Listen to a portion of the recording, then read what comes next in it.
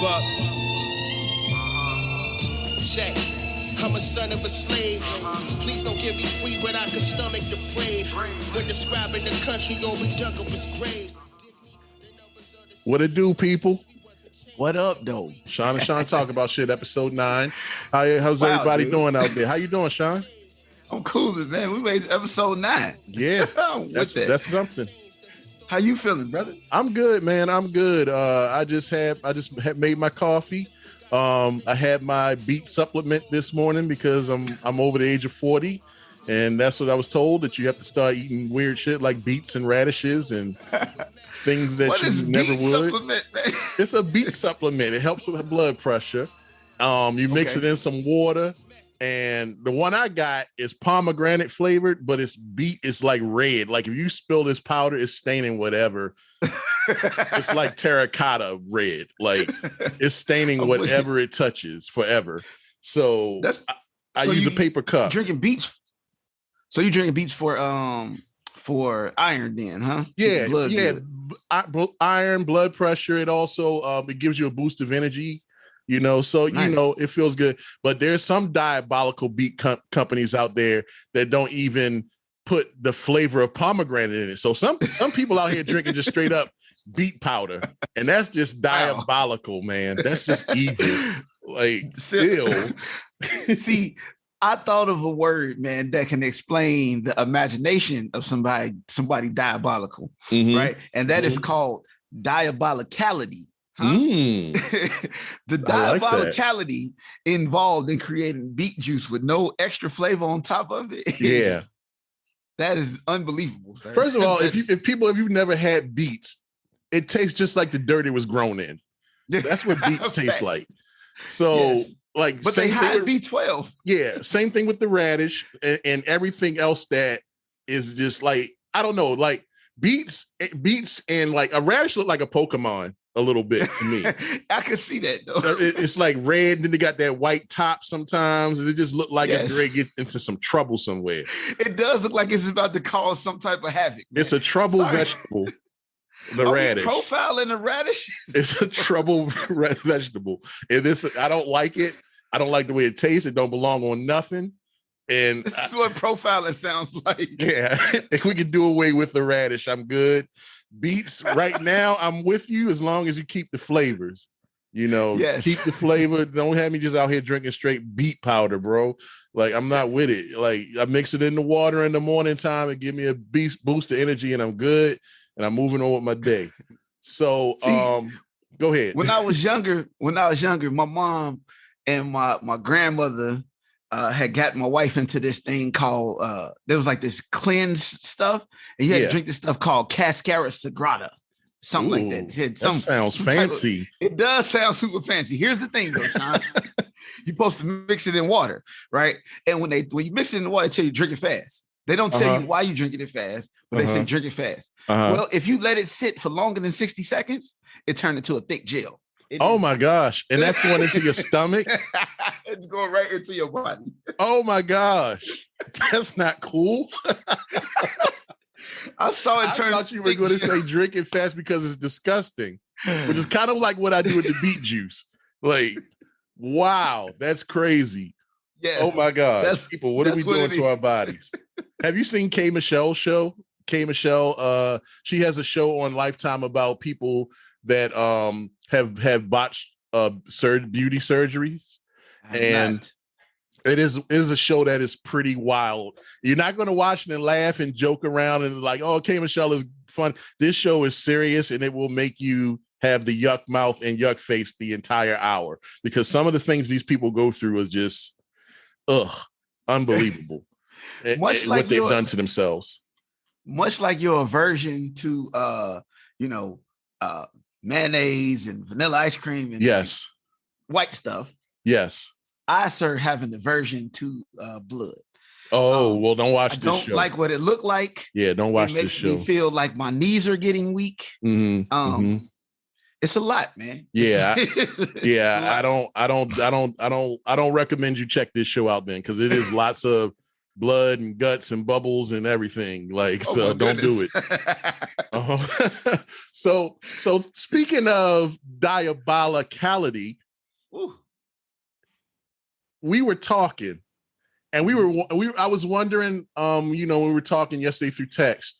We were talking about, what's going on in the world and things that's happened with Uncle Puddin over in Russia. And we talk about Donnie T all the time, President Trump. And it got me to thinking, these guys, were they always this way? Can you be born evil? That's a really good question. But I'm gonna take it to the next step. Is it evil or is it learned behavior though, Sean? I mean, right? Learned behavior can turn into evil though, right? I mean, but it can. Can you be born that way though? Like, it was there a Google Gaga moment for Uncle Puddin when he was a baby? You know what I mean? Was there a coochie coo moment for Donnie T? Like, did he when you went in for the coochie coo on Uncle Puddin? Did he snap the finger into? Like, what did he? Was he born evil, or did he? I think they was regular kids. I think it was regular kids, and then the social constructs of the environment kind of taught them the behaviors that they are expressing now. I don't think these dudes was born evil. And I think for really a lack of a better way to phrase it, I think that the people that they was trying to get close to when they was young kept pushing them away. Okay. Right? So they developed this thing with like, shit, once I get in charge, you're going to have to pay attention to me. Okay. And then they got in charge. And then you got to pay attention to them. So two completely different ends of the spectrum when we're talking about Donald T and Uncle Puddin. As they're buddies today. But one could say that Donnie T grew up rich, right? Vladimir Putin did not. He did not.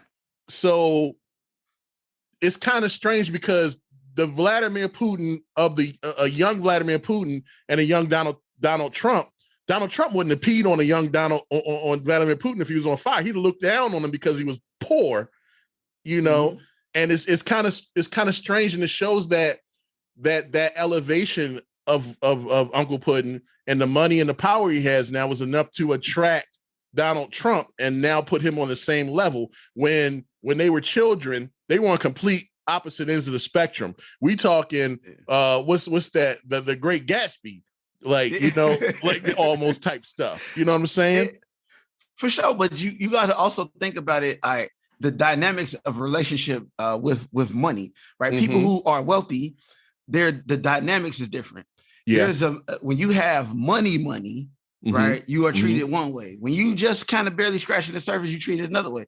Donald Trump had a little bit of money, but he wasn't wealthy like that. So wealthy people treated him like he was poor. Right. You know what I'm saying? Poor people treated him like he was rich because he was rich to us. Right. But wealthy people didn't see him like that. When you look at businesses and shit, they looking at the fact that he haven't been able to make business happen for real. You understand? So people when he was running for president were surprised when what was his vice president? Mike Pence became his running mate, because Mike Pence is a Koch brothers candidate, right? And by him being an AFP candidate, right? The Koch brothers didn't want to have anything to do with Donald Trump because he was so sloppy.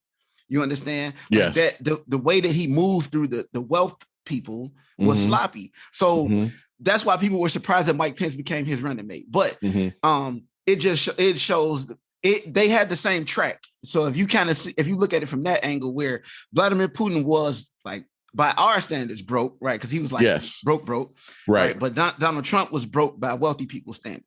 So they kind of grew up the same. So getting into the place, they both had the same vision. Once they got into a place where they had power, right, and money, they was able to control the things the way that they wanted to. Okay. So at what point did they become evil, do you think? And, and evil is relative. I'm throwing it out there because, like my therapist and everybody say, people say, put something on the paper, check all the pros, all the cons. If you got more cons than pros, then you con. If you got more pros than cons, then it's pro. And when I put the list together on these two guys in my mind, it's definitely checking more cons. So they evil to me. They're evil. Right. They're GameStop. They're GameStop. So you got to think about it like this. Mm-hmm. All right. Understand, really, first of all, we got to understand how Manifest Destiny kind of taught white people to live in the world. Okay. Right? Manifest Destiny said, you in charge of the world because your skin is white. Right. It's like anybody who has skin darker than you in charge of. Right. So imagine growing up with that as the mindset. But then you seeing people that's supposed to be helping you that look like you, right? And at every turn they do something to degrade you. Right. I remember Donald Trump is the grandson of an immigrant. Right. And his grandfather came at a time when America wasn't rocking with immigrants. So his grandfather building the business that he built, and then his dad building the business he built, they was considered immigrants until they had money. So now look at the frame that he thinking of. But then you consider both of them, they both just country first, right? That's what we own first. Country first. As much as people are putting weight onto the war in Ukraine, right? Yeah. Look at we have to deal with framing. Don't just politicize it. Look at the framing of how Vladimir Putin is framing the war. You used to be part of the Soviet Union. We were one group of people working for a collective goal, and our goal was to be a world superpower. Right now, the unfortunate part was there were some things that got in the way, and people was acting evil, but we could bring it back, is what he's saying. Okay, is he going about the means of taking it in a terrible way? Yes, but look at President Zelensky's space as well. President Zelensky is saying, I want the entire world to give me aid, help me out, make a no-fly zone, fight against Russia, but I'm still not going to join NATO at the end of it. What you going to fight for then?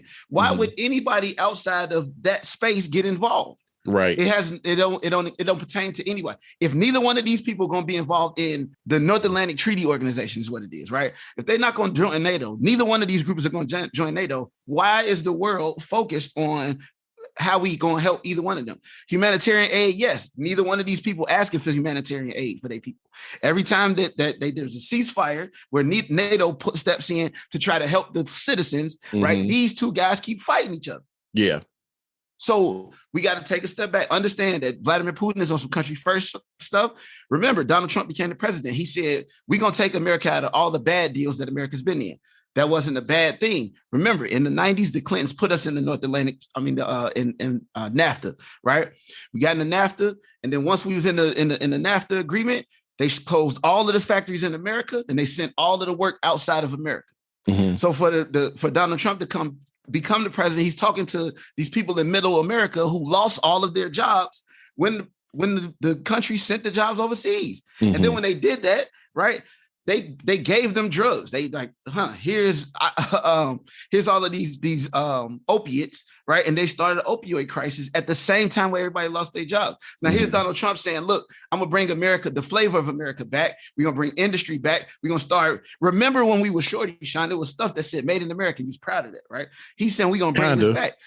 So just think about that as the mindset that they're moving forward. Now, I'm not saying by any means that these dudes haven't done things that have disenfranchised people or been considered evil. What I'm saying is we have to look at the framing of how they doing the things, because that give us a fuller picture. And if we just focus on other people's opinions of them and we don't look for ourselves, then we might not see what we need to see. Okay, I hear that. I know personally I would never bomb a hospital, but I mean, I'm not saying that I'm the most righteous person on the planet, because the Lord knows I'm far from it.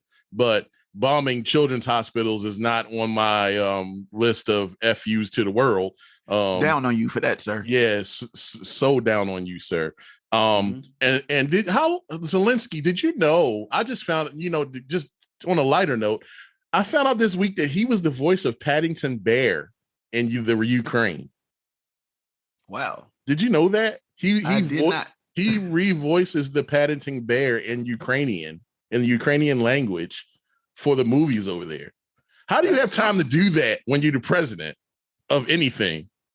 I don't know. I don't know. Yeah. I don't know. But Mr. President, Panther Bear got a new movie coming out. Damn.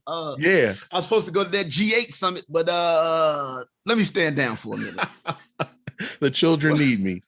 Right. The children need me. So shout out to the kids though. Yeah, but shout out.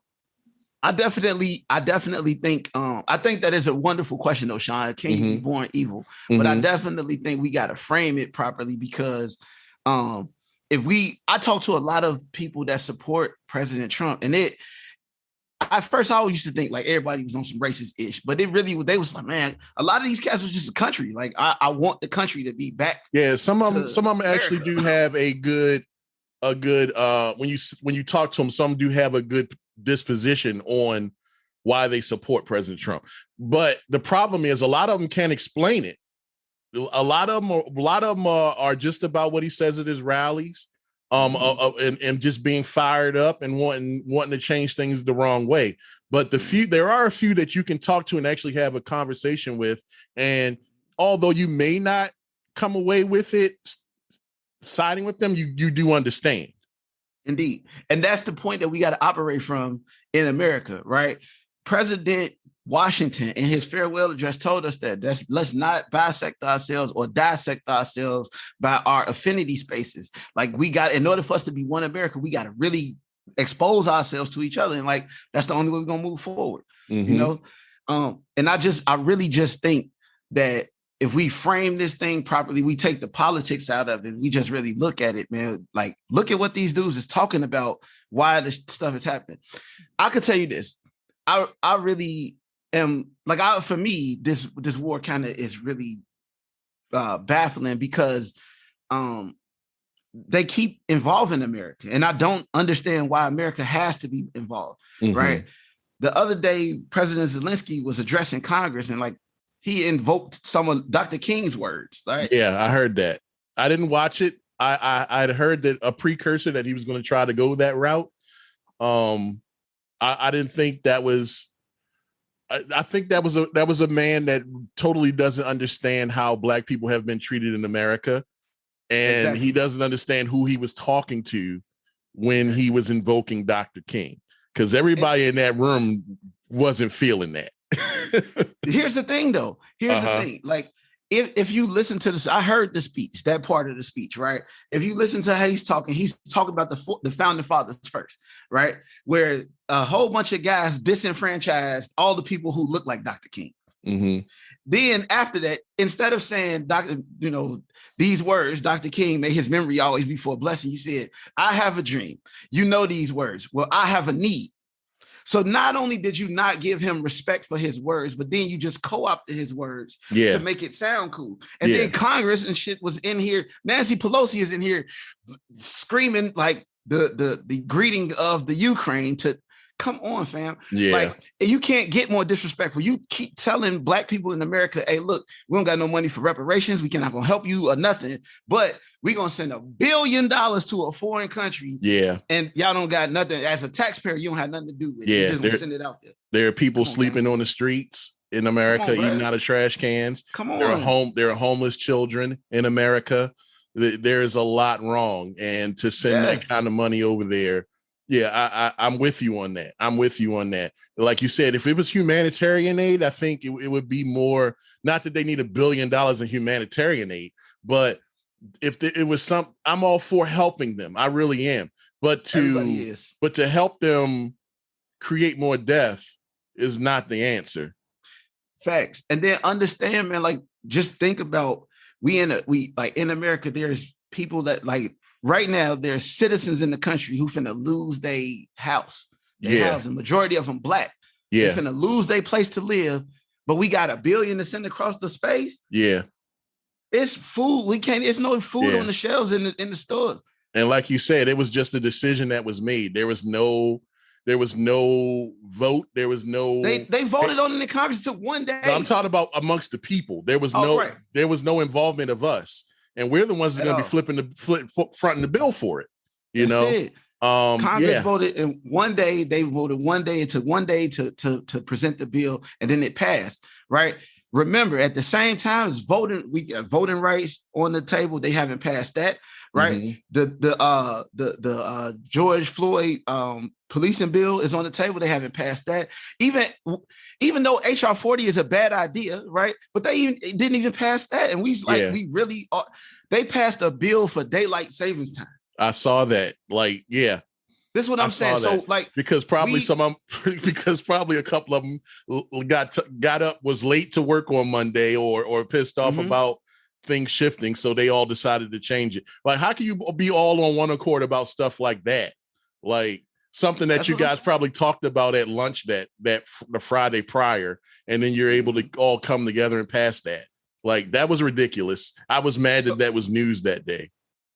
So for me, when you asking this question, right? Can a person be born evil? We got Donnie T on here and Uncle Puddin.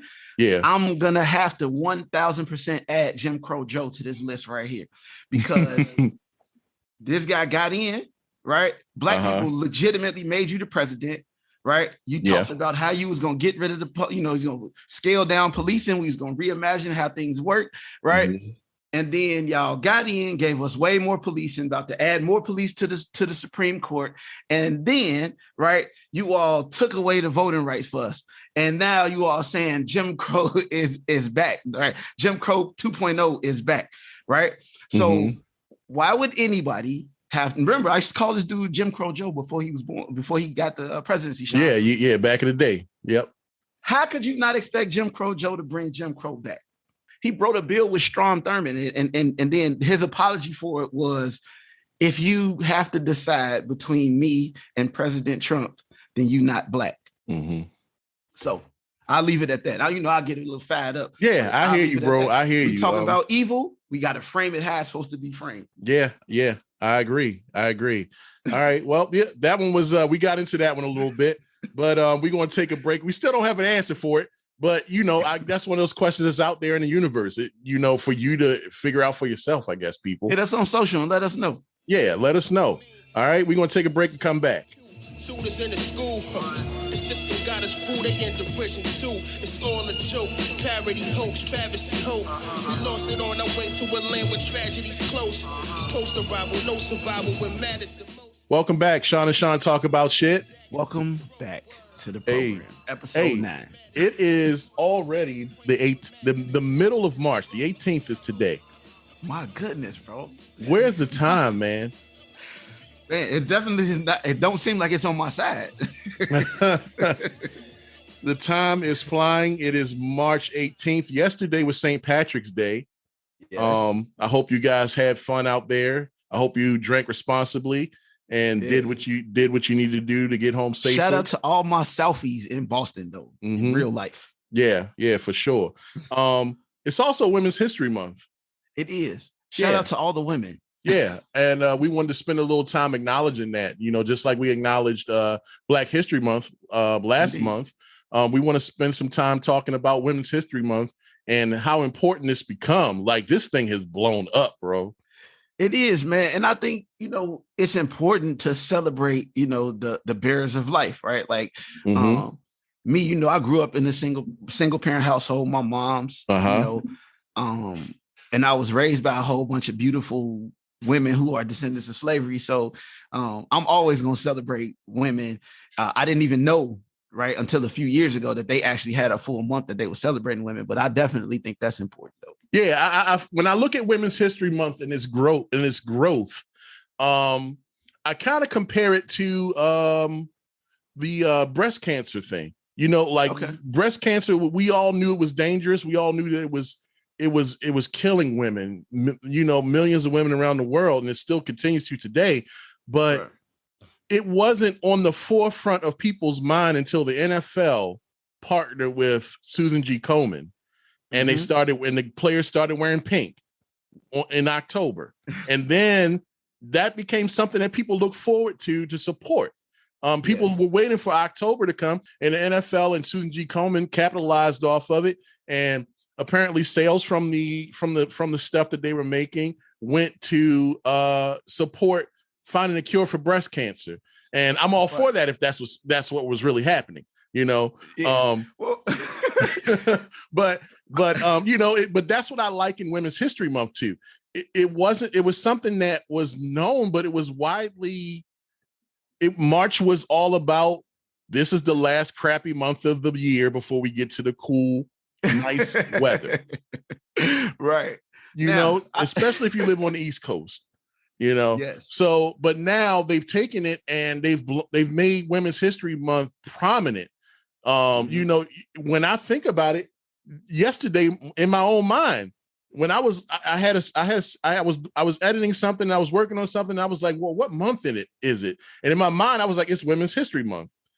And then it was like, oh, that's March. It's March. So, the bravo to the powers that be for making this such a big thing and giving our women this platform to be great and to showcase their greatness. I just would like to say, on behalf of Sean and Sean Talk About Shit, happy Women's History Month to our wives, our daughters, our moms, our grandmothers, our cousins, our sisters, right? And all of those women that's out there that we consider family, you dig, and friends. Thank y'all for being around, and we really appreciate that. Sean and Sean Talk About Shit have a big female contingent, man. Indeed. The ladies listen to our show. It's more women listen to our show than men. I know it is. Because I get the text, I get the emails and things, and it's mostly women. Even when I look at granted, most of them are in our life, but that's because they love us. That's why they listen, right. and I appreciate it. But even when you look at the stats, when we go and look at the analytics, it's even in different spaces that's not close. Is the majority of people who listen to our show are women? Yes. So yeah, that's true. Interesting though. That's true. You know what else Women's History Month has taken over? What's that? I said that earlier. I said that March was the month that everybody just kind of like was ready to just get through because of April, May, June. That's when the good weather comes, especially if you're on the East Coast. But March was also the month that people look forward to because of March Madness and the NCAA tournament. I ain't heard nothing. That thing started yesterday. Did you hear anything about March Madness? The only absolute reason why I knew March Madness was happening this week is because my young little homie, shout out to the Towson Tigers, right? My man, Terry Nolan Jr. Okay. Right? Towson won the CAA, and then I didn't know that. They won the CAA season title, and then they were playing in the CAA playoffs to get a spot, and then they came up short in the finals, so they didn't get they trip to March Madness, but they are going to go to the NIT. But that is the absolute only reason why I knew, Sean. Yeah, I didn't. March Madness has taken a big blow, and I think that a lot of it is due to the fact that it's not as exciting as it used to be. The workup isn't as exciting. I think that the men's side took a big hit. The men's side of NCAA took a big hit last year when the women showcased how bad their gyms and other things that they needed were how low they were compared to the men, And I believe that really took away from it, because if you remember last year, the tournament started off strong. It was the first tournament that people could return to post-COVID, right? People went to the tournament last year. Yeah. Yep. And it was on fire. And then that news broke. And then it was like, who won the championship last year for the men, Sean? I don't even remember. I really don't remember. Who won? I have absolutely no idea. Right. Absolutely zero. Right. Who and men's basketball is finally hitting that precipice where there are different champions. It's not just North Carolina. It's not just Duke, every year. It's not just Kentucky. There are different, didn't Alabama win it a couple of years ago? Yes. Now, Baylor. This is my thing. Baylor Bears won it. Baylor. Yeah. That's what the Baylor Bears won the NCAA championship in basketball last year. See, this is my thing, Sean. All right, so you know how I feel about women's sports, right? Yes. We are a country. It's a country full of women, right? I get that people are saying, oh, well, the women's gyms and their sports equipment had this, that, and the third. And they remember, before men's sports took off, men had the exact same accommodations, right? It's when the thing is bringing in money that you can spend money on it because it makes sense to spend money on it, right? If not even women are watching women's sports. But this is the thing when you talk about NCAA, I get it for the pro, but NCAA, it's all it. We talking about college programming. So this is my thing. If your school can't afford the sport, if you can't afford to support it, don't have it. Like, because you digging up a full scholarship for a female in basketball is probably the same exact money as a male. So indeed, that you equal on that part. So why can't they have the same accommodations? Like, for college, it shouldn't matter about the money because you told these girls' parents that you were going to take care of them the best you can and give them the best. When you recruited them, you showed them all the good shit. I know you did because I've been through that. You showed them the best that your university has to offer. You showed them the best gym. You ain't say when you had them there, you ain't say this is the men's side. I know you contingent. Did. Yep. I know you did. So why are we separating them behind closed doors? So I'm gonna take back that statement that I made because I definitely agree with that. So how about this? This is maybe what college need to do, especially now that college has allowed for these students to finally actually capitalize on their name. Shout out to the O'Bannon brothers from UCLA. Yep. The O'Bannon brothers, Tyus Edney, that whole UCLA squad, cold. Now, the O'Bannon brothers was angry because they couldn't get money from the NCAA EA sports game, right? And that's how that whole thing came about. But now that we can do that, this is what I think colleges should do, right? Let's be intentional about this space. So let's make it a space where we can work out together. I get that before you was afraid of, assaults and things like that. Maybe that's why you tried to separate gyms and whatnot. So let's bring in some better security so we can ensure that these things don't happen in these spaces, right? Right. But why wouldn't we? I'm trying not to hit this table, y'all, because that's what the noise y'all been hearing is me hitting the table. But passionate, please. Passionate. So I'm just saying maybe that should be the intent, right? They should just go like, all right, we're going to create these spaces. So number one is the space is safe, right?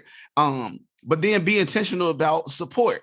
Yes. If every athlete support every athlete in the school, right, then maybe that brings the rest of the students to the events, right? And then those students coming to the events, maybe that bring more people from the outside to the events. And then we can turn the tide. People start, women's basketball really is exciting. And it's gotten way more exciting over the years as you watch. It's showtime. It's showtime. Athleticism. Yeah. The athleticism of women's basketball. That's why I like it, because men's basketball, a lot of times we used to rely on power plays, right? Dunks and things like that, the highlight plays. Women's basketball was all about finesse, how they dribble, how they throwing passes, how they getting these shots off.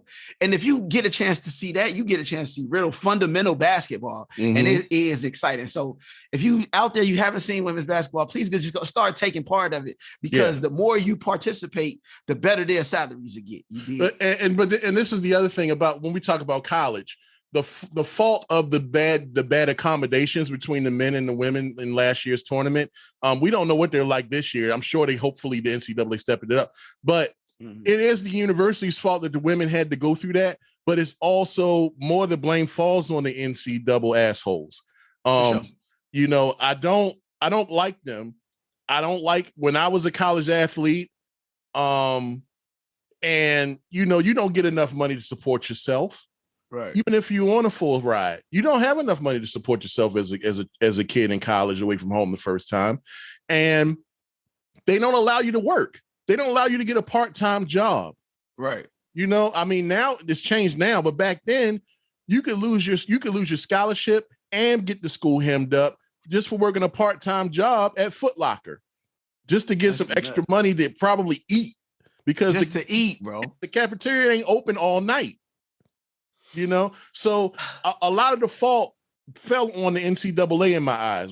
In my eyes, it was 100% their fault. And then 120%, the other 20% was on the universities for allowing that to happen, But I don't feel bad about the NCAA losing money. I don't feel bad about people not watching their product. Just like how you are with the NFL. Right. That's how I feel about the NBA, because you're taking advantage of these children. You're using them for all their capabilities, all their flyness. You bring them out of places that they were endangering in their neighborhoods, and you bring them into another place where they feel safer, but the sharks are worse. Facts, boy. The NCAA, we are down on you. Down on you. Extra down. Because y'all got 2 A's at the end. Yep. Sean and Sean are all about it. Except for Susan B. Anthony. I don't rock with Susan B. Anthony. Please don't ever associate me with that lady, boy. Woo! My goodness. That lady is a lot. She did a lot to try to get people. Anyway, celebrate all the women who've done all these amazing things. Thank y'all for existing. Women's History Month. Sean is all about that. Absolutely. And don't let them put the veil over your eyes and support some of these women who have been truly shitty to the human race, people. Indeed. Like the lady you were just talking about. And what's the tall blonde lady that's in court right now for doing the tech shit where she the lady that they said was like the female Steve Jobs. The one with the really deep voice. I can't think of her name right now. And the turtleneck. But I don't want to say her name because that'll give her some press. But yeah, she's a terrible person. Hulu's doing a dramatic show about her. The way they turn these shows around these days is so it's amazing, man. Like, it's crazy. But they have a show coming out about her on Hulu. But it's a scripted show. It's not a documentary or reality show. It's a scripted 10-episode show about this woman, and she's not who we want to celebrate for Women's History Month. Yeah, facts. How about that? You sold your story after being a criminal. Okay, yeah, all right, yeah, that works. Yeah, it must be amazing to be white in America. Like this, that's just unbelievable. That is unbelievable. I thought about trying it, but my nose is too black. I would look really funny.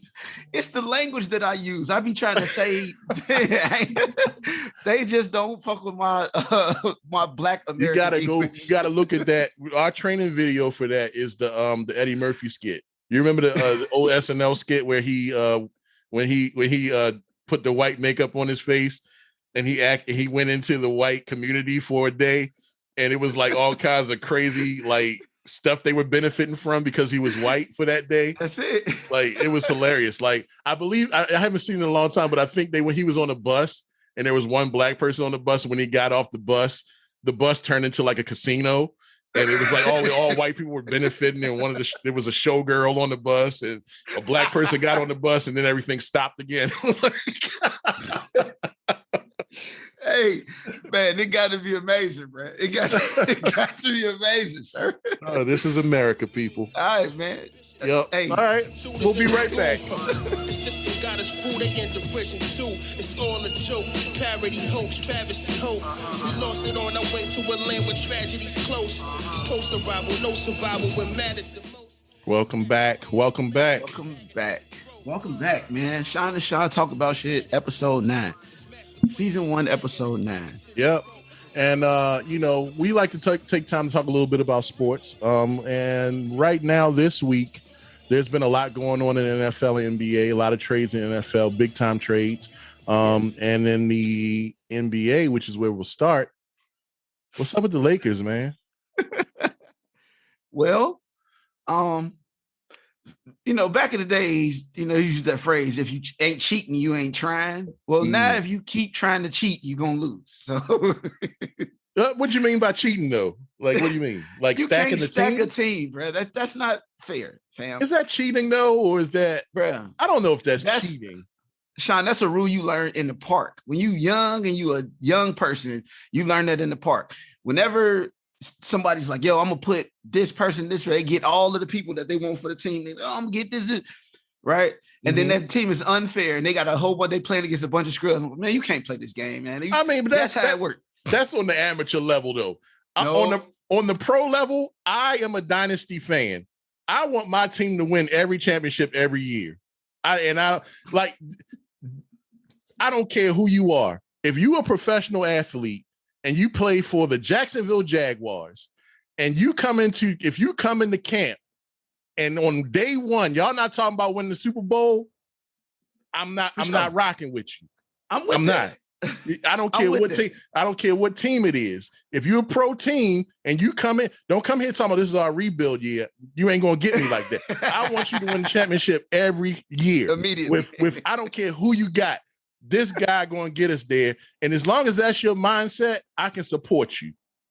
I'm with that. But what I'm saying is like you intentionally going out to get the best players in every position, fam. If you don't win, it makes you look terrible. It does. You dig what I'm saying? It does. And it's not going to work every time. We talked about like the biggest cog with the Lakers right now is who? Russell Westbrook. Russ. My guy. I told people when he was playing at Oklahoma City, you will never win a championship if you got him on your team because he want to be the man. He's hero ball. The fact that he want to play hero ball will keep him from ever winning the chip because when the moment comes and he got to pass it to the guy who the moment is actually for, he's going to keep the ball to himself and do something stupid. So I watched the Lakers play the Timberwolves the other day, and Big Cat is a beast, bro. Karl Anthony Towns. This dude grew up. I love watching him play. And the thing that sucks about what Karl Anthony Towns' situation, and the thing that sucks about is that the Timberwolves are going to lose him at some point. And just like they lost Kevin Garnett, just like they lose everybody that goes there because they don't build their teams correctly. And Big Cat's going to go somewhere and be an absolute. He's going to win a chip. He's going to win a championship. Maybe several. Might be Brooklyn though. Keep your eyes open, sir. It might be Brooklyn. But I watched that game. The Lakers played the Timberwolves, and I watched LeBron James, and who's checked out, by the way, and I watched Russell Westbrook. Both of them get D'd up by 87-year-old Pat Beverly. Like he's from Chicago, though. Shout out to Shy City. Pat boy. Beverly is 6'2" on a good day, isn't he? Yeah, he's 6'2" on a good day. And he's D'ing up a 6'5" guard in Russ Westbrook and a 6'9" forward in LeBron James, 6'8", 6'9", 4. These guys have checked out. One point, Pat Beverly stripped the ball and he flexed in front of the crowd. And then he went over and slapped LeBron James in the butt and said, "You enjoying this, right?" And LeBron just looked at the ref like, "You gonna let him touch me like that? What do you mean? What you gonna do? Play ball?" He told you your boy Russ stink, right? He's saying he stinks. Pat Beverly was saying, "Step up, play me, because I'm going to keep embarrassing you." Pat Beverly, 87 years old, Sean. Yeah, fact. He from Chicago, though. Tell him to get big, Pat Bev, if you did. I didn't know Pat Beverly was still in the league, honestly. Listen, bro. In real life, but you need a dog like that on your squad because he show you how to really get down. He a little dude. In the eyes of the NBA, he a little dude, but he still go after it. Yeah, he's scrappy. Now, the Lakers with Pat Beverly is a championship contender. And no Russ. And no Russ. Without Russ, you're a championship contender. Even if the Lakers would have said, you know what, we don't want to get Russ. We're going to get John Wall. John Wall on that Lakers team is a championship Lakers team, right? You took Russ because I don't the relationships. He from LA, whatever. And I don't have no problem with his game. He's a wonderful point guard because he came from UCLA. That's why they build good point guards. He's gonna be a beast. He's gonna be a beast in the big three. Bro, he's gonna be a monster in China though next year. When he playing for the Shanghai Sharks next year, he will be the Stephon Marbury of the league. Yeah. You dig? Yeah. He's not that guy. And I dig. I understand, him having that thought process of like, yeah, I'm cold because I was cold at UCLA. I was, but in the NBA, it's a different basketball game. And you have proven at several different places, sir, that it's not them, it is you. Right. Yeah. And the thing that's scary about what's going on with the Lakers is like, now it's to the point where like they're getting disrespected. Teams of lesser, like the Rockets got chippy with them. Yes. And like the Rockets ain't been good since, well, they were good when Harden and them were there a few years ago. But I'm talking about championship level good when they actually won it since the 90s. 94 and that's only because Jordan took 2 years off. Everybody knows that. We already know. Everybody know that. Respect it. The Rockets won back-to-back because Michael Jordan wasn't in the league. Was not in the league for 2 years. And Don't remember, want to hear it. Everybody always say, well, how you know he would have won? Because he came back. Yeah. And then won 3 straight championships. So yeah, we'd had 8 straight. It would have been 8 straight. But I definitely I just feel like this, man. That Lakers team, first of all, LeBron keep trying to put himself in the GOAT argument. He's been in the league 19 years. Yeah. Right? Something like that. You still I get that you're trying to hit all of the levels of, stats. But in the 19 years that you've been in the league, you haven't accomplished the stuff that Jordan and Kobe did in less than 19 years in the league. True. Right. So it doesn't matter what you accomplish from this point forward. Let's do a 15-year run. Michael Jordan and Kobe both had at least 15 years. 15-year run. Did Michael Jordan play 15? It was something like that. It was like 13, I think. I know they said that LeBron has now played like almost over 500 more games. Yeah, so even if we stop it, let's just say it was 13 years. We could look at the careers at 13 years. I get people do that little GOAT argument, whatever have you, but if we look at the careers at 13 years, you would not put LeBron James in the GOAT argument because he would not have amassed the stats for Kobe or Michael Jordan in that 13-year span. Yeah, that's true. And that's fair. I think that's just a fair way to assess the situation because he's going to play until his son get in the league. But LeBron keeps fooling people with these 60-point outbursts or 50-point outbursts. And they're like, look, at 19 years, he 37. He could. Okay, fam. I mean, but once in a lifetime, what about the rest of the time when LeBron just keep playing soft? You all haven't realized that his game has gone from he play hard when he feel like it. He plays hard he played hard Saturday night, ABC primetime. That's it. The Tuesday night on TNT, when everybody watching Bob Hart's Albashola or The Neighborhood, LeBron is very pedestrian. Yes, fact. He load management is what they call that, sir. He's managing his load. You know what I'm saying? I seen Pat Bev take it to the lane on AD yesterday, right? And one of the highlights. And AD pushed him at the end of the joint.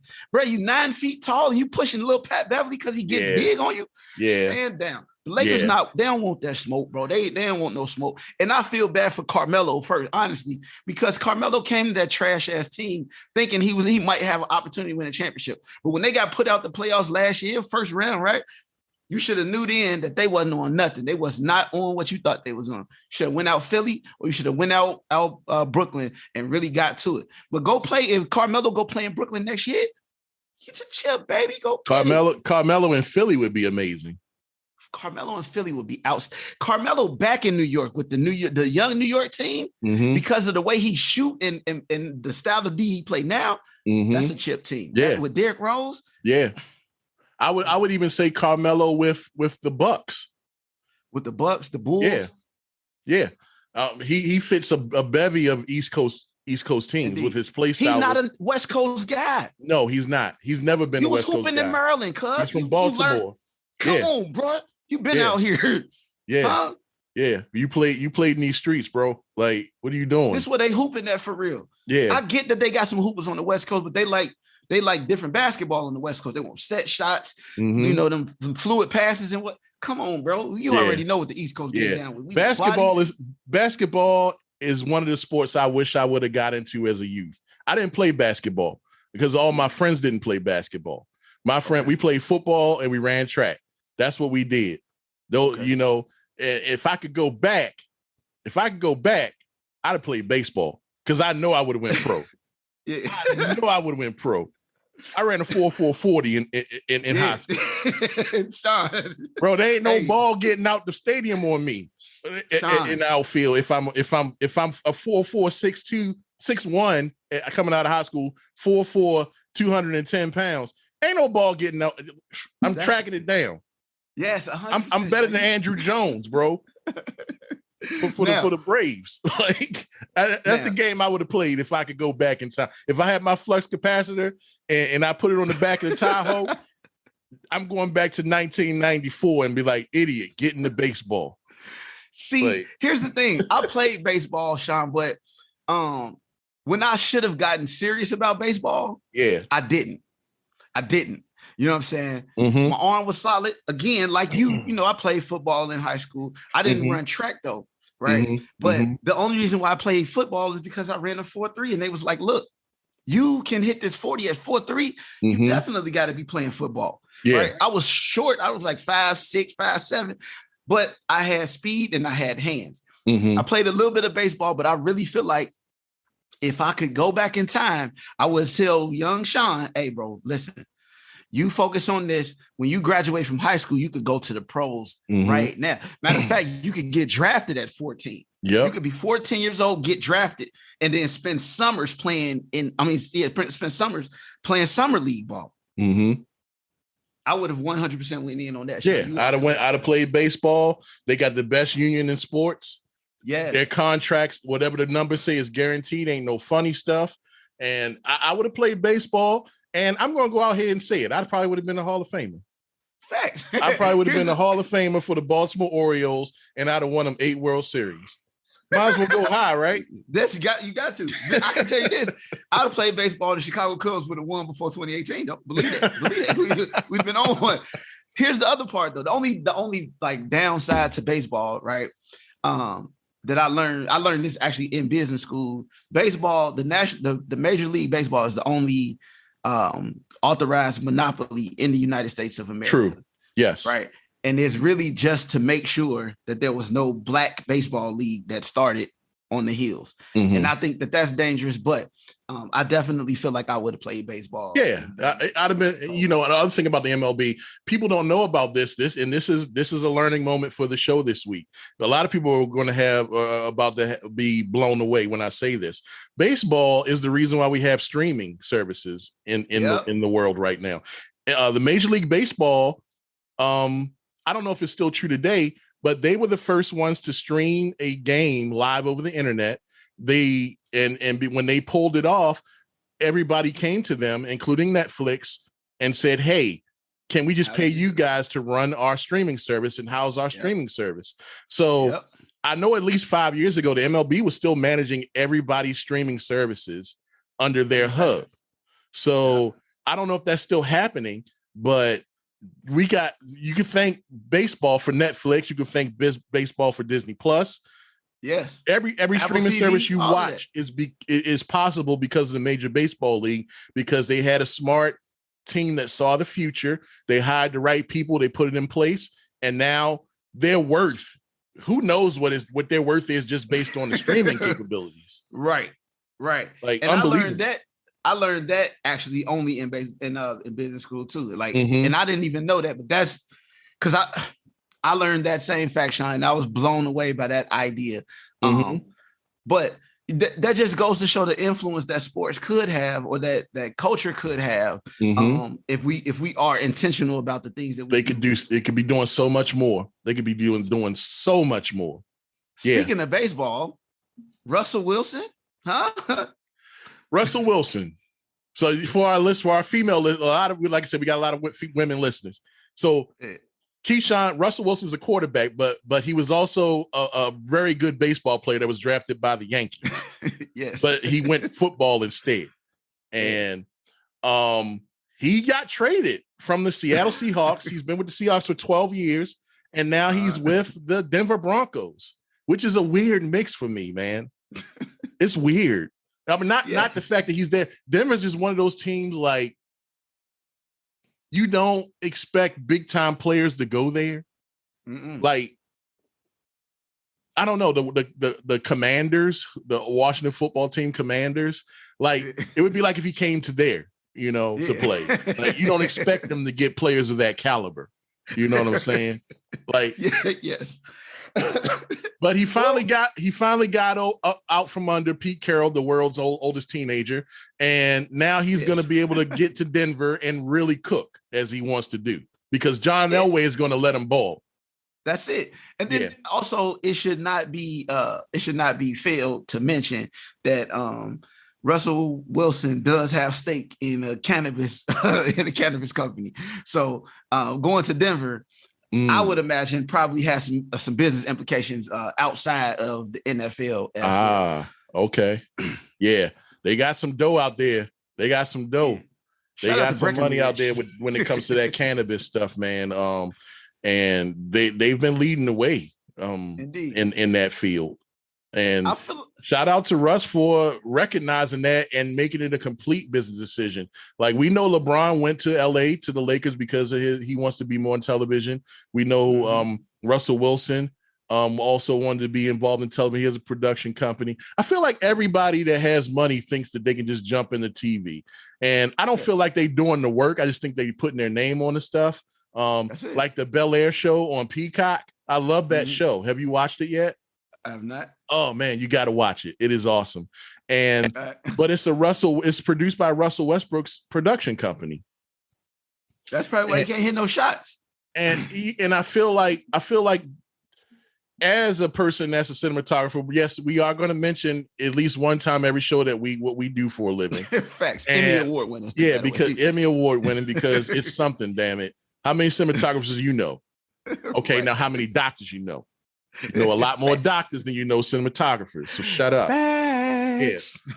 So the thing about going back to that, I feel like these guys don't realize how hard it is. The people with money, they just strike me, and I don't know Russell Westbrook. I don't know LeBron James, but I feel like LeBron James actually might be into the craft a little bit more than Russell Westbrook. I think Russell Westbrook might just walk into a room, show his face at the beginning of a shoot, make sure everything is good, and then walk out. Well, LeBron has wonderful partners. Maverick Carter is a wonderful entertainment partner. Yeah, he's amazing. Because he really does understand entertainment. But that's what happens when you get bread. Okay, so I say this. LeBron James, for that reason, is so solid, right? Yeah. He didn't say, I'm going to just do everything. He looked at his friends and his friends like, hey, I know how to do this. I want to be good at this. He made sure that his friends was in the spaces, right? To talk to the right people. When you think about programming, Maverick Carter put him on the map. That little wall show, the game show, that was fire, right? Yeah. Anytime Survivor's Remorse, which was a good show on Survivor's Remorse Stars. was heat, bro. Yeah. It was heat. So when you see that bronze symbol, you really do know you're gonna get some good programming. And I think it's because Maverick Carter is there. I pray that Russell Wilson, right, in Denver does experience the economic success that he really does deserve. I think he, as a quarterback, if Pete Carroll had not been the coach, Russell Wilson would have been way more successful, right? The Seattle Seahawks would have never lost Marshawn Lynch. They would have never lost Richard Sherman, right? Pete Carroll is a wonderful USC coach. I say USC on purpose because that's the only place he's been a good coach. He's also a defensive minded coach. That's it. Yeah. You're not gonna win with these guys at Seattle because your mindset is different and they playing different ball. Russell Wilson is finna ball out in Denver. So if his off the field moves is like what I think he gonna do on the field, Sierra and them children finna be wealthy. Yeah, and on the other side of Russell Wilson, we got Baker Mayfield, the man child. Baker Mayfield. I'm not a fan of Baker Mayfield, not because he's a Cleveland Brown, and I'm a Baltimore Ravens fan. I have never been a fan of Baker Mayfield. I don't know Baker Mayfield, but he just got that aura. He has a very punchable face. I don't like his makeup. I don't like the cut of his jib, as they would say. You know what I'm saying? And he comes off as privileged. And he says things like, I woke up feeling dangerous today. And people take that shit to the bank. When black people say way cooler stuff every day and nobody even hear about it. You know what I'm saying? Well, I kind of think that's that's one of them colloquialism that got stole from what's the cat name from Compton? He always called Compton Bumpton. He's a young rap dude, 400. But he always say, stay dangerous, right? That's his little thing, like stay dangerous. Well, maybe Baker was listening to his music. I would imagine so, because we know that this guy co-ops the majority of the things that he do. Remember, this guy was not supposed to win that Heisman that he got. They were supposed to go to Lamar, but they was just angry that Lamar was right. They was angry that Lamar was going to win back to back, and that was going to carry him into the draft, right? Which is going to make his stock way better than Baker Mayfield. So they gave Baker Mayfield one just so he could get to the Cleveland Browns. That's fine, because Baltimore ended up with Lamar, and Baltimore is going to do way better with Lamar. Yeah, and the thing about Baker has this I don't know, man. Like the things that he's been doing. Now, I respect him because his colleges. He was a walk-on at both universities, right? That's hard. You can't walk on to a school. He walked on at Texas Tech. He won the starting job. Then he got hurt. He got better. He wanted to play in the bowl game. The coaches told him no. He got mad and left and went to Oklahoma. Mm-hmm. Walked on at Oklahoma. This is a guy that comes from a lot of money. So privilege. That's what I'm about to say. That the average kid in America can't college jump on their own money and walk on. Most kids that leave one college from another for sports reasons because they secured a scholarship at another school. This man left, university jumped, yes, and walked on both schools because his parents have some money. Please use your air quotes when you say walked on. Walked on. Walked on. Yeah. Yes. I'm sure there's your dad gave them a library or something. I'm sure there's a couple of libraries named after the Mayfield somewhere. Right. Fair. We know you put the meal plan together for the rest of the athletes or something. You did something, sir. Yeah. Yeah. So, so Baker Mayfield, like I'm kind of an Ohio State person. I'm not all in. I have family that played at Ohio State. And I didn't like what Baker Mayfield drove the flag into the middle of the O, and one of our closest friends, Eric Mann, who's Ohio till he die. He loves the Cleveland Browns. Man. He loves the Cleveland Browns, but he hates Baker Mayfield because he did that to Ohio State. Facts. He needed to be someplace else, man. Yeah. So now there was talks that the Cleveland Browns were in the Deshaun Watson sweepstakes, and they flew out to speak to Deshaun, and Baker Mayfield got into his feelings and penned a letter on Twitter thanking the fans of Cleveland for his time there. What do you like if you were playing better, if you were playing at your absolute best the 5 years you've been there? This wouldn't be an option for the Cleveland, for the front office. If you were playing as half as good as Lamar did, come on, or the kid in LA, the young kid in LA, or Patrick Mahomes boy, or a bevy of any of the other quarterbacks that came out in the time that you did. What's the young man name for the Bills? Josh, I don't know. That guy. Yeah. Like you could have been. I don't like him, by the way. I don't like him. But he played better than Baker Mayfield. That's what I'm all of these dudes have been showing up. Here's the thing. Remember, the Cleveland Browns hadn't won no games. They coach got them to 2 games. They fired the coach. Like it's not Baker Mayfield, it's the coach. Let's change the coaching staff. Y'all won 2 games the next year. Right? Like, come on, man. Right. You got a bad quarterback. Baker Mayfield was not meant. He's not an NFL talent. He is the great white hype, sir. Mm-hmm. Baker Mayfield is a better looking Johnny Manziel. That's it, sir. He's a better. Who also had the same issues. Yes. Came from money. Got a love for cocaine. Yes. Right. And fast. We don't know that about Baker. We don't know that about Baker. Listen, y'all out here with these fast, loose times. These is not the fast times of Ridgemont High, sir. You need to get in the gym, get on the field, and play some ball, sir. Like nobody finna get you the wins just because you showed up. He gets all the commercials, all the publicity, and I get it. Progressive is out of Ohio, I believe. So they gave him the keys to the kingdom, and like Shannon Sharp said the other day, you over here because everybody then gave you everything in your professional life, and you've done very little to hold up to the agreement. Now you mad, bro. You're not even the top guy at Progressive. It's Flo. Flo is the number 1 person at Progressive. So sit down. Like Mayhem for the other company is better than you, bro. Like, the farmers insurance guy. Yeah. That was farmer date 1987. Yeah. Man, bro, get out of here. Beat it, Baker Mayfield. So Progressive, whatever you are giving Baker Mayfield, give it to Flo. Yeah, give it to Flo and her crew. Give it to Andy. They are both hilarious. Their whole crew is hilarious. And it's kind of weird how you never seen them in a commercial, all of them together.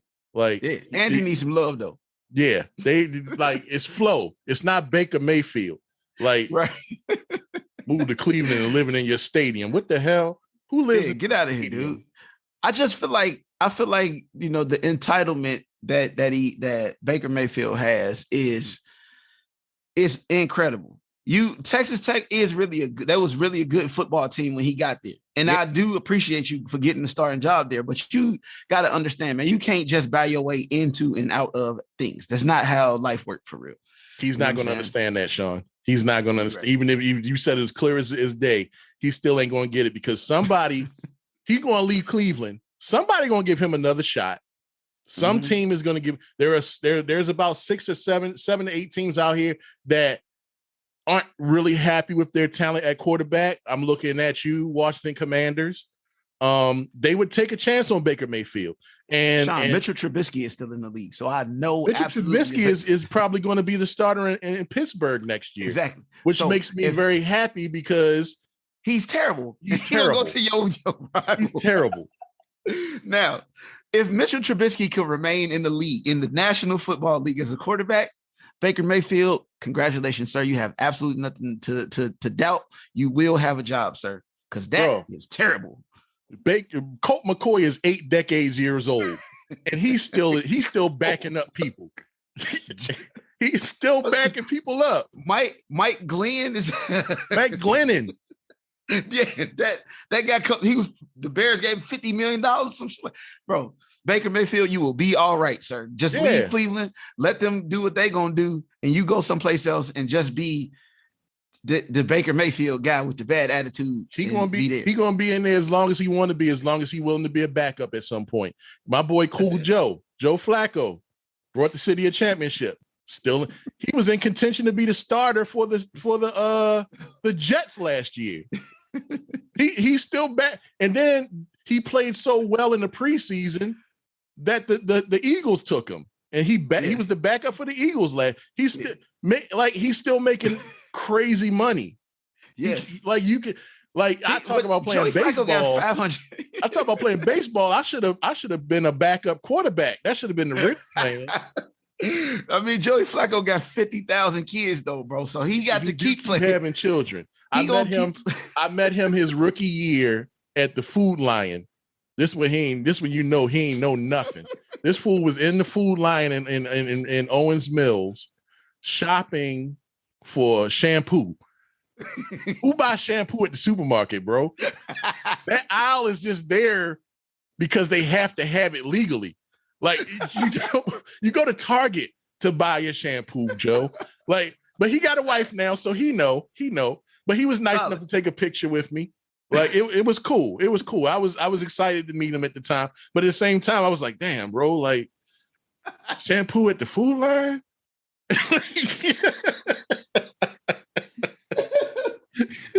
I'm crying.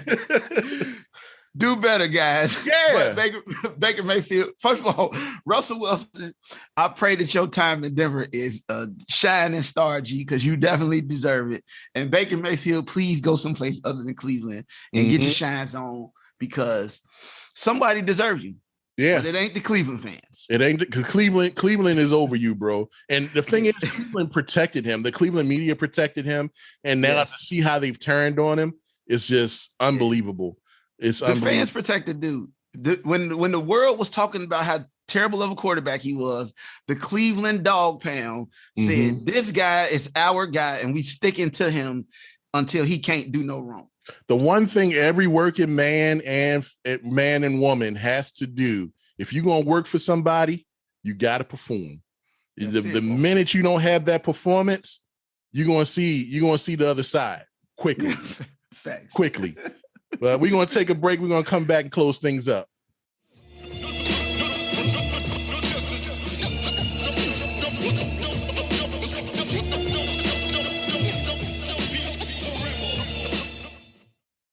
Welcome back. Sean and Sean Talk About Shit. Welcome back to Sean and Sean Talk About Shit. Episode 9. It's time for us to get out of here, ain't it? Yeah, it is time to get out of here. But I wanted to talk about, you wanted me to talk about GameStop. I mentioned them earlier. GameStop was mean to me yesterday, and I don't like it. Happened? Like I'm using my therapist says it's okay to use this platform to better my mental health, because if I'm saying it, I'm getting it out there in the universe, and this platform has helped me immensely, Okay, so I'm with it. I'm in GameStop yesterday. I want to buy a new remote control. My remote for my Xbox is not doing that well, so I wanted to replace my remote. I don't play a lot of games, but I do use my Xbox as the main entertainment. It turns the television, it works through the TV, and it's just, it makes things so much easier in my life. So I go there to GameStop. I should have just went to like Target or something, or Walmart.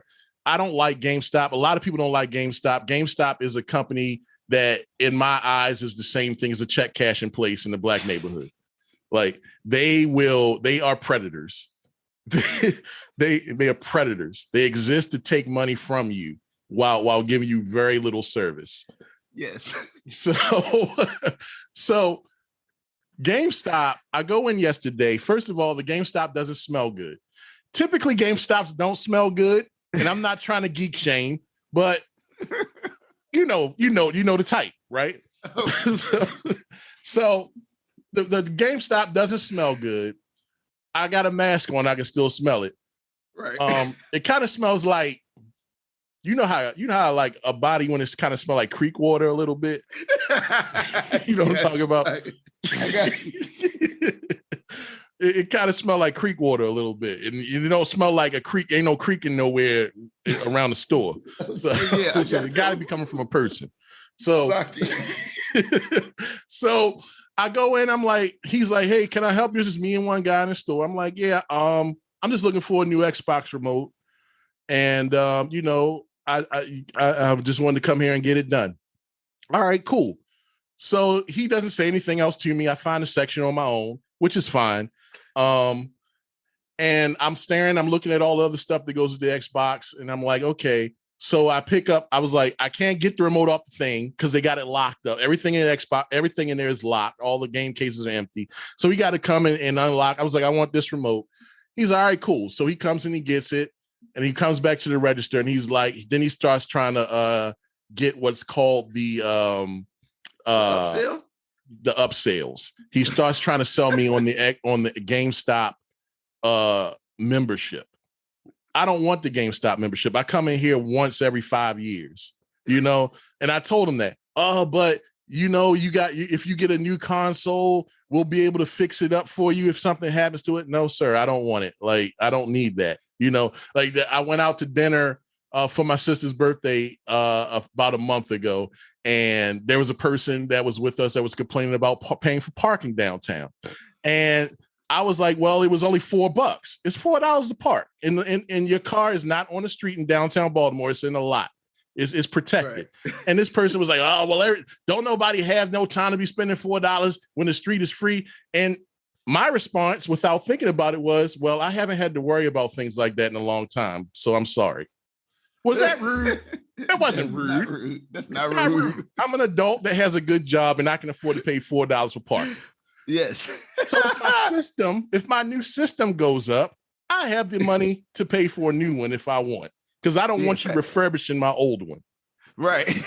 Because something was wrong with it in the first place. I'll just buy a new one if I want to buy a new one. Right. So he got mad because I didn't want the service, the $15 a year service for which really gets you nothing. Because if my system do go down, I still got to pay some money for them to fix it. And if anything still goes wrong, I still got to pay for everything. So I told him no to that. He had an attitude. An attitude. So then he was like, well, this new remote control, I would recommend you get the $13 protection. If something goes wrong, we just replace it. Bro, the remote is already $70. Like, why would I put another 13 on it just in case it breaks? Like, car insurance is already getting me that way. Like, I'm not doing it. No. Just check me out, take my card so I can get out of here. So dude was like, then he slammed the remote box down on. I was like, sir, you slammed the remote down on the box. Can you go get me another one, please? Because I don't know what you. I want this. You just slammed it down on the thing because I refused the insurance. Can you please give me another one? So then he trounces around, smelling like river water, trounces around the thing and gets me a new remote, and then comes back around and he puts it down lightly to be like really funny, like he's trying to be condescending, passive aggressive. He sets it down like it's on a pillow or something, and then he checks me out and he puts it in the bag, and I'm like, okay, well, thank you, sir, and he didn't say anything. So in my mind, I started to get mad, but I was like, you know what? He works at GameStop. That's it. I mean, he's not 21. He's clearly in his 40s. He works Shut up, Swamp Man. Yeah. He works at GameStop. So, I say this to say this, people. Look at people's situations before you get mad at them. That's it. Look at the situations.